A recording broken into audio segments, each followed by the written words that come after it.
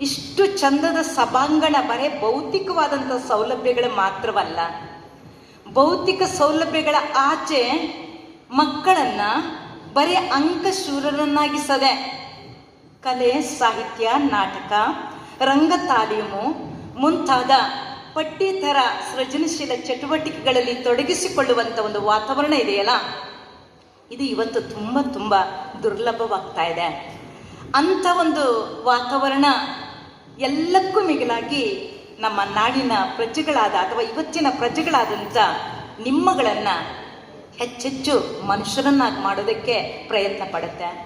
ಯಾಕಂದರೆ ಚೀನಾದ ಅಲಿಬಾಬಾ ಎನ್ನುವ ಸಂಸ್ಥೆಯ ನಿರ್ದೇಶಕರೊಬ್ಬರು ಹೇಳಿದ ಒಂದು ಸಂದರ್ಶನದ ಮಾತು ಹೊತ್ತಲ್ಲಿ ನೆನಪು ಬರುತ್ತೆ. ಇವತ್ತು ನಾವು ವಿದ್ಯಾರ್ಥಿಗಳಿಗೆ ತಂತ್ರಜ್ಞಾನ, ವೈದ್ಯಕೀಯ ಮತ್ತೊಂದು ಮಗದೊಂದನ್ನು ಕಲಿಸ್ಕೊಡೋದಲ್ಲ, ನಮ್ಮ ಎಳೆಯ ತಲೆಮಾರುಗಳನ್ನು